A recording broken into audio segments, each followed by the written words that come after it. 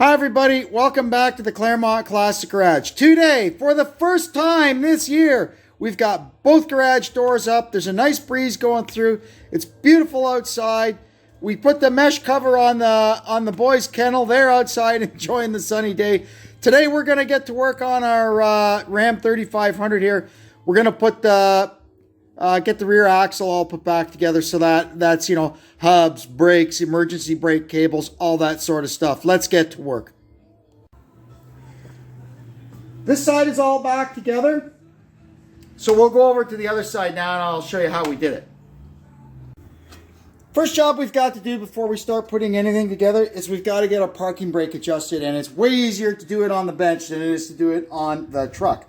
Now, the proper procedure as per the manual is to measure the diameter of the drum, and then they've got a caliper kind of thingy that measures across here, and across there, and you set this before you put it in there. I don't have all that stuff. This is my special tool. So we're going to knock out the plug.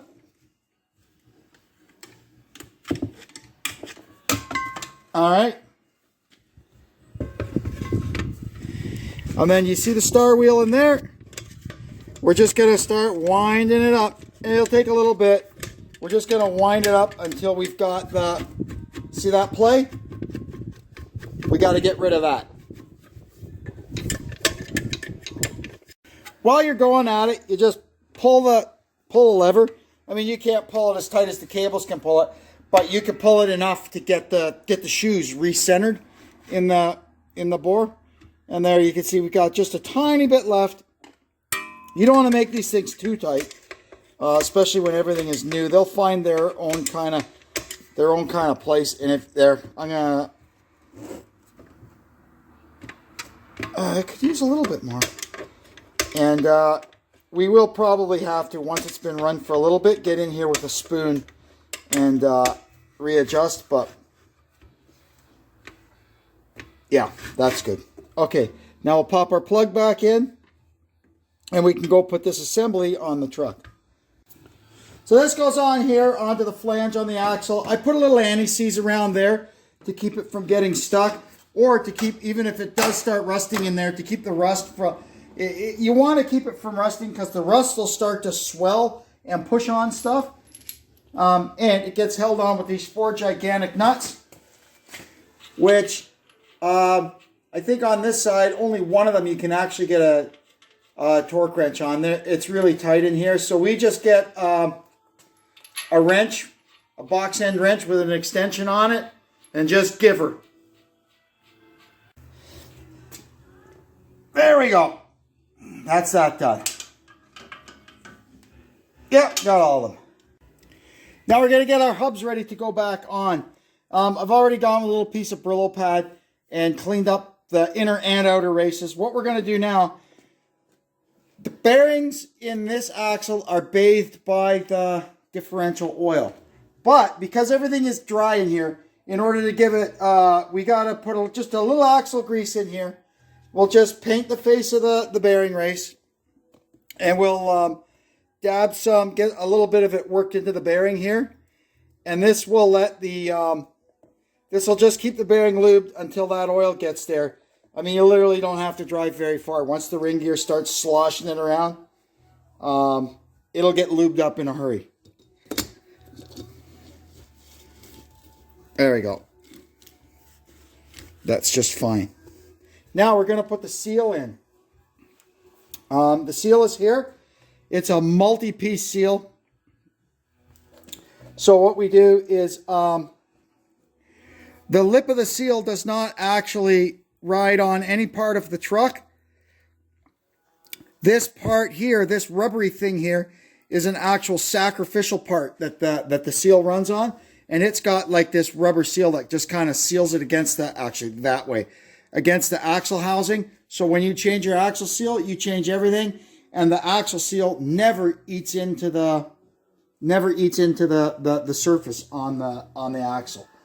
And I just put a tiny bit, like not slobber it with grease, just make it a little greasy so it goes in easier. And we could do this in the press if we wanted, but they go in quite easy. I've got this old bearing race here that fits it perfectly. And we just tap it in. There she goes.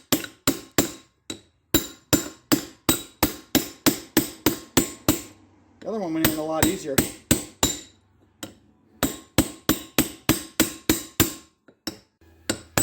And there she is. Right down. Now we put our brake rotor on. On these things, the brake rotor is bolted to the back side of the hub with 8 bolts. So these guys go on with a little bit of blue Loctite. My manual, as much as I searched through it, I could not find a torque spec for these bolts. Don't ask me why. We'll just do what everybody else does and just give them a little pop with our impact gun, and they'll be just fine. All right, before we bring the hub over, this here is where that sacrificial piece goes that the seal runs on. I guess you call it a wiper. On the buses I used to work on, we called that the wiper. And it was a sacrificial thing that we changed every time. Although on the bus, the wiper, yeah, it had a wiper in there and a wiper out here, because on the bus, the bearings were packed in grease. They did not share the lubricant with the differential.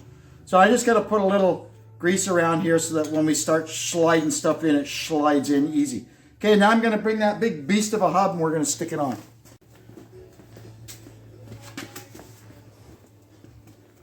And you want to just be careful so you don't wreck those seals. And there we go.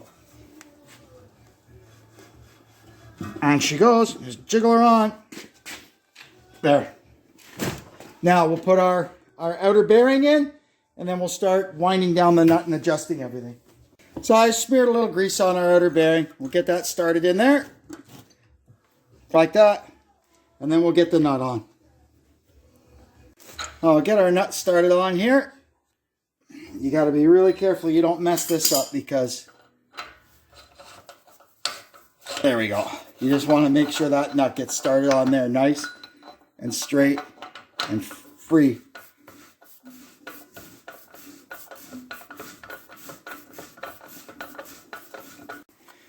As you're winding it in, you just turn everything so that it seats the bearings in nicely. There we go. Now, according to the book, we tighten this to exactly 22 foot-pounds, 22, while we're turning it. Easier said than done, let me tell you. But anyway,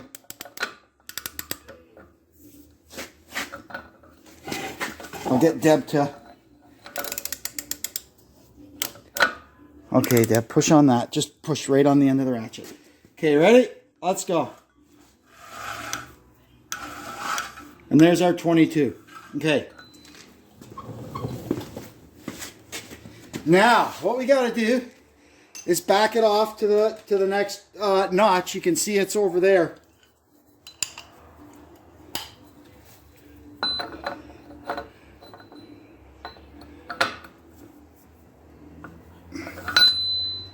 Just about.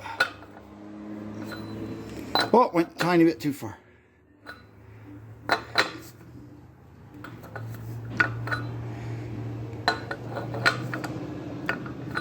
There, right there. Then we're going to stick in the key. This little guy here, he just slides in there like that. And then the lock goes on.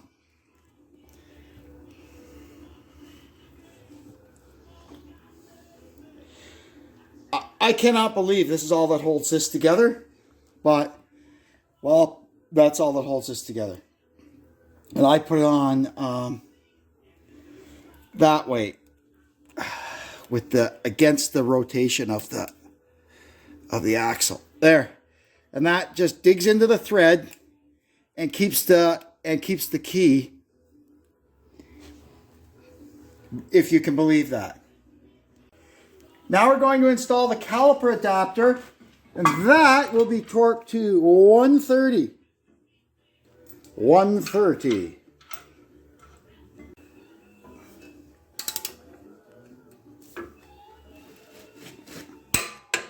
There we go. And we get the top one here. This great big exhaust pipe is in the way. There's always something in the way on this thing because everything is so bloody big, including the tools you need. There we go. Now we got to put the rattle clips on, and it's self-explanatory mostly. One's a little bit wider than the other, and so are the places that they go on. See, that one's longer than there. So the little guy goes on down here. And the long one goes on up here. And then we could stick our brake pads in. The one with the squealer goes on the inside. That leaves the other one without the squealer to go on the outside.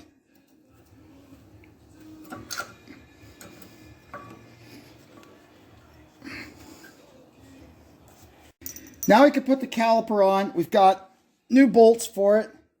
New slider bolts. Now this one goes up in like this. It's a little tricky when all this stuff is new, let me tell you. So what's important is this tab on the caliper gets underneath that thing. And that's what keeps it kind of from rattling, you know. And once it's there, our bolts should go right straight in. Yeah. And we're going to torque them to 20 foot-pounds. Click. And we'll get the top one.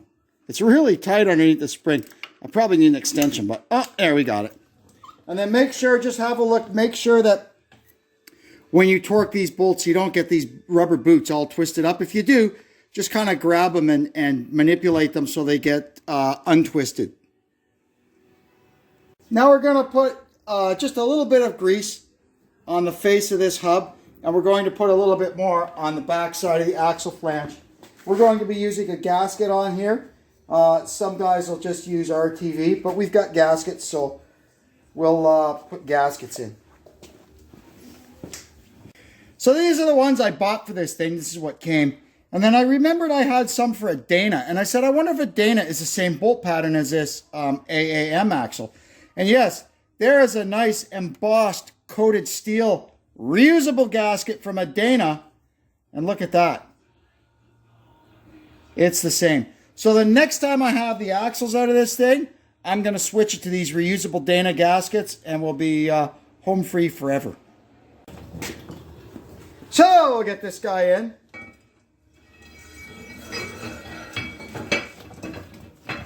And then you just gotta jiggle it in until it finds the splines.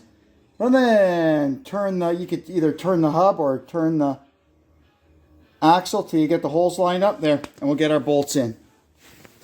They recommend you to put some sealer or Loctite on these bolts, but all my years with Danas, I never put Loctite on these. And these had a lot of Loctite in them. I could hardly get them out. So we're just gonna put a little pipe sealant on them just to make sure that they don't leak. That's all. And then I'll get these guys all started in. Then I'll run them down and we torque them up to 95 foot-pounds. That's a lot for little bolts like these, but that's what they say. So we'll just run all these bolts in and then we'll come back around and torque them. Got to remember, these are the original factory bolts that we got at the junkyard. This thing has all kinds of goofy mismatch bolts. Uh-oh, uh-oh. No worries. So we stick a punch in the rotor. That'll keep it from turning. And we'll just go around 95. Now we've got a 9/16 fine thread chaser. And we're going to go over and we're going to chase the threads on all these wheel studs. These are nice because they've got this little pilot, this little lead in here, which gets the thing centered so you don't have to spend a lot of time screwing around getting it started. You just run it down, and you won't believe the crap that this thing gets off of these studs. Look at it. Look. Unbelievable. Once we're done here, we're going to run a tap through all the lug nuts.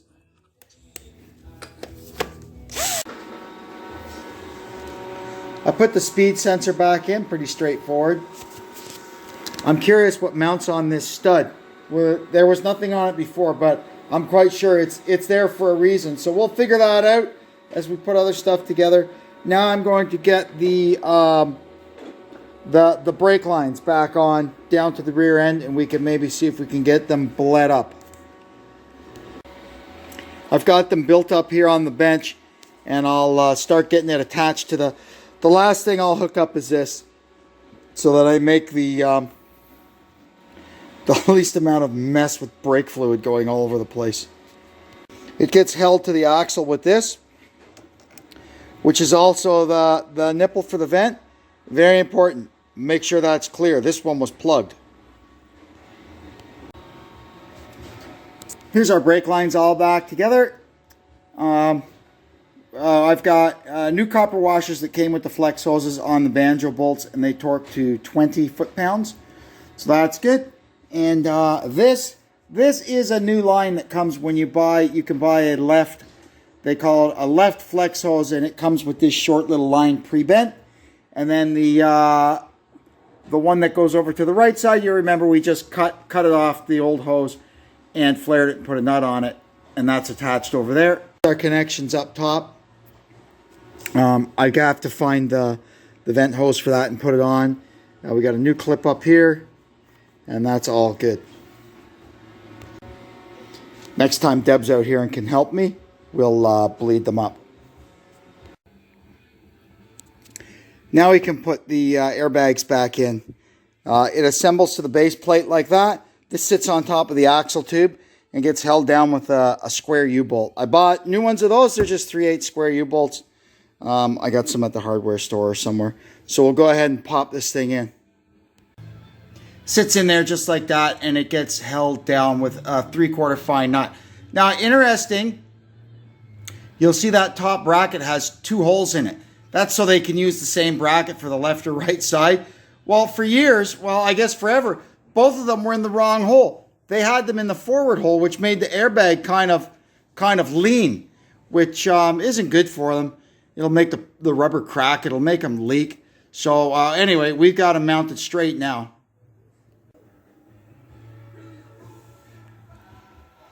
And there she is, all tightened up. Saddle clamp underneath is tightened up.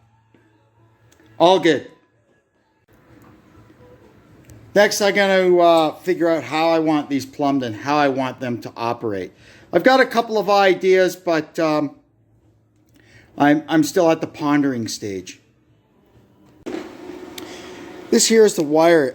It clips to the bottom of the box, I guess. And it goes down there to the speed sensor on the rear axle. So the factory, it's in 3/8 loom, and then they had this tape over it. So the tape is all disintegrating. So rather than spend hours trying to pick that off, I just put a piece of 1/2" loom over top of the whole works. Problem solved. Moving right along, I put the shocks in, torque them to 130 like the book says. Shocks are the one thing you can kind of torque while the suspension is hanging, because the bushings in the eyes of shocks are not vulcanized in there like they are into this or a control arm bushing. They're just pushed in. You can actually buy new rubbers and replace your shock bushing. So you could torque them up, and the shocks mostly kind of work in a straight line. And if they do need to move, you know, a little bit at all, the rubber part of the bushing will kind of adjust itself around the steel sleeve in the center, and it's no worries. But like I said before, we won't torque these things up until it's outside with some weight on the back of it, sitting at its normal ride height. What we're doing now is I'm cranking the spare tire back up into the thing. We've got our new winch here, and when I lowered it down, I coated that cable with axle grease to try and preserve it as long as we can. And Once I get that up here, that'll be probably 100 pounds or so hanging off the back of this thing, and we'll slowly start getting the suspension settled down. I got the parking brake cables all back on and adjusted up. That's just, you know, straightforward. Hook up the cables, tighten up the adjuster. It's all good. Actually, the one under there is not the adjuster. We did our adjustment. The adjustment is done in here, and we did that on the bench. The doodad under there, it's got a hook and a threaded thing. What that is, they call that the equalizer. So what that does is make sure that when you push the pedal, it pulls both of these cables equally. Simply put. Now, what I did have to do, this is the clip we got from the boneyard that holds this cable. You'll notice those are the holes there where it originally was, but because we've got the bracket for the sway bar here, I just had to drill and tap 2 new holes and moved it back about 4 inches. It's still fine. It still works. The protective sheathing on the cable is still in the clip. It was never attached to that stud on the center of the axle like it's supposed to be. That's good now. Now this here. This is the speed sensor in the rear end, and the little clip that locks it on is broken. I hate doing crap like that, but that'll hold it for now until I find one of these little, that's all I need is this little tiny little stub harness there. I'll go down, I'll find one in the boneyard sooner or later. I also got the vent hose clipped to the frame. I'm not sure exactly where it originally went because it was just hanging, you know, but that to me seems like the right place. That's a clip I just had in my drawer of clips. All right, now we're going to get the brake split up. I got the other side done already. Now we're going to do this one. Go ahead, Deb, and pump it up, please. You can see the caliper moving. That's a good sign. Hold it.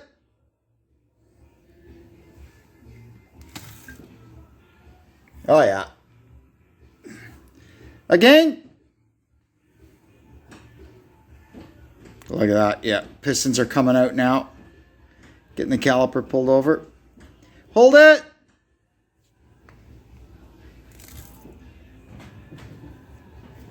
And we'll do one more for good measure. Pump it up, please.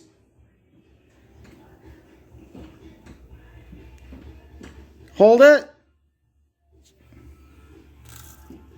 There we go. Now we'll get this off of here. That drain back down into the jug. And we are done. All right, put a little thingy over. Last thing I got to do is just go top the master cylinder up with clean, fresh fluid. And that's the brakes done. Now we've gotten our lug nuts for the back wheels all sorted out. When we did the front, I did not have a 9/16 fine tap, so I ran a wire like a bottle brush through them, and that did a pretty good job. But now I've got a 9/16 fine tap. So I ran the tap through them, buffed them all up, give them a shot of semi-gloss black paint, and they can sit here and dry while we do the rest of our stuff.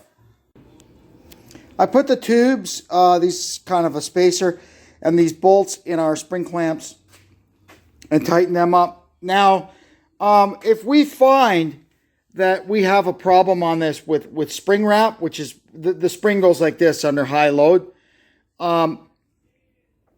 two choices we'll have is we could take this bolt out and heat this up here and bend it over the top of the spring and weld a little piece in the middle to make it complete, and that'll keep the spring from wrapping. We'll see.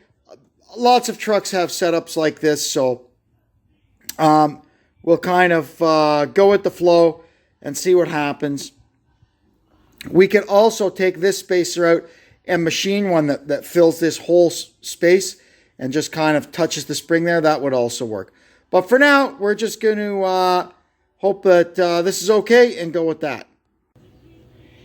As far as the airbags go, they're in, they're all tightened up, they're ready to go. I'm just not sure how I'm going to run them. Right now, there's a compressor under the back seat with a big airlift panel with gauges and buttons. There's freaking hoses and wires going everywhere in the cab of the truck. It's just too messy. I don't like it. I'm not sure I'm ever even going to load this thing to the point where I need these bags. So I may, for now, just run 2 lines back to the back bumper and put Schrader valves on them and call it a day. Or I've got a couple other ideas in the cab where I can locate that control panel. But for now, we're just going to leave them. I'm going to put some tape over the ports on them, and we'll figure that out later. Wheels are back on. She's on the floor. We're going around with a torque wrench. These things torque to 140. And then I got to get the front of it off the ramps, and I'm going to get it out and run it around the farm a little bit and just kind of get the suspension all settled in. And then I got to bring it back in. I'll probably bring it in frontwards. I don't know. We'll worry about that when we get there. So we got the Kubota. I've lifted the front wheels of it right off the ground, so I'm sure that's putting some weight on the back of this thing. We're going to go around and tighten. I've got 1 and 2 on the back on each side, and the manual says 120 for all of them. Well, that's great. Everything's all back together back here. I've had it out, spun it around, you know, took it for a spin around the farm. It's all good. Running and driving. The brakes work. The parking brake works. No clunks, bangs, squeaks. Just how we want it. I've got a couple of other things to do back here before we put the box on, and we'll deal with them in upcoming videos. But for now, that's going to do it. Thanks for tuning in. I hope you'll come back and see us again. And until then, this is Kevin saying so long from the Claremont Classic Garage.